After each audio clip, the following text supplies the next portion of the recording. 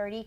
All of this started around 9:30 this morning at Elmira's Southside school. High school investigators say several students had an air pistol that looked like a real gun, and that one of the students pointed the gun at another student. WENY's Aisha McKenzie was at the scene for a good part of the afternoon. Aisha, what do we know about the students who were taken into custody today?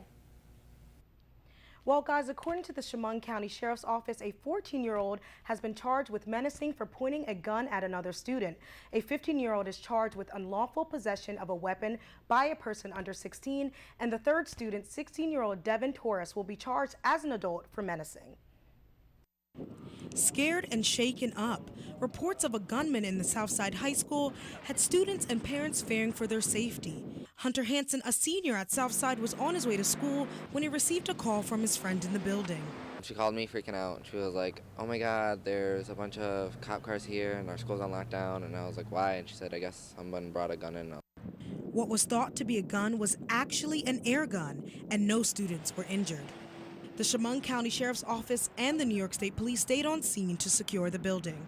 Because I know they usually have pretty good people to keep an eye out for everybody, but sometimes there's those cases where it does slip up, and this is one of those moments, and I really hope everything gets taken care of and smoothly sailed off and we don't have this again. Police were able to resolve the situation, and the lockdown was lifted around 11:30. Tammy Phillips received a text message from her son about what was happening inside. I, texted him and asked him to make sure he was okay, and that's why I'm here today, because, even though it's done and over with, I'm here to pick him up to make sure he's okay. Not knowing much about the situation, she was upset that she was not notified by the school. A lot of this has been happening everywhere lately, and it's getting ridiculous.